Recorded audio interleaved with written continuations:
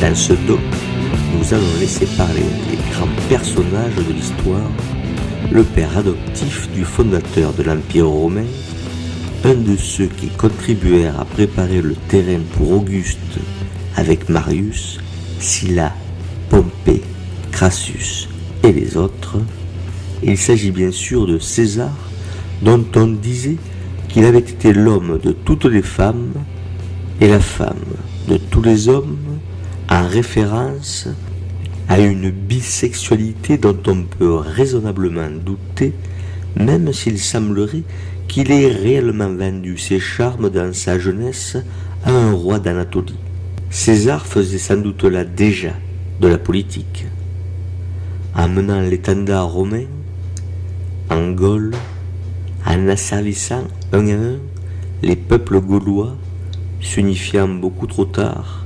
César faisait déjà de la politique et ne pensait qu'à Rome, au triomphe que le peuple de la ville éternelle allait lui rendre et au pouvoir qui en découlerait.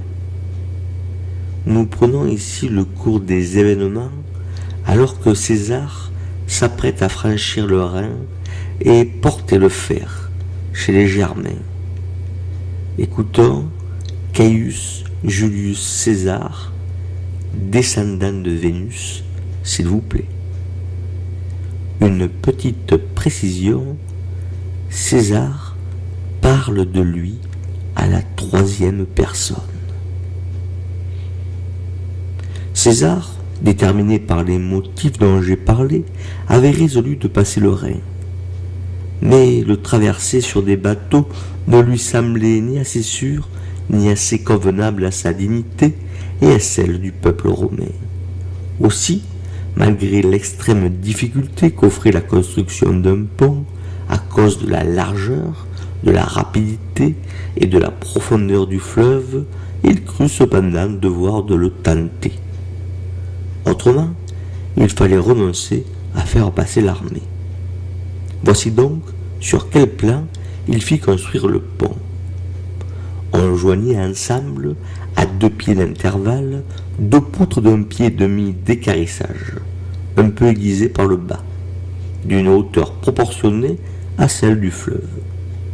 Introduites dans l'eau à l'aide des machines, elles y étaient fichées et enfoncées à coups de masse, non dans une direction verticale, mais en suivant une ligne oblique et inclinée selon le fil de l'eau. En face et en descendant, à la distance de 40 pieds, on en plaçait 2 autres, assemblés de la même manière et tournés contre la violence et l'effort du courant. Sur ces 4 poutres, on en posait une de 2 pieds d'équarrissage, qui s'enclavait dans leur intervalle, et était fixée à chaque bout par 2 chevilles.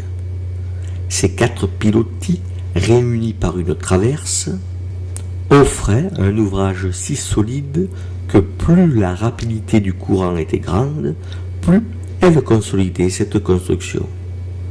On jeta ensuite des solives d'une traverse à l'autre et on couvrit le tout de fascines et de claies.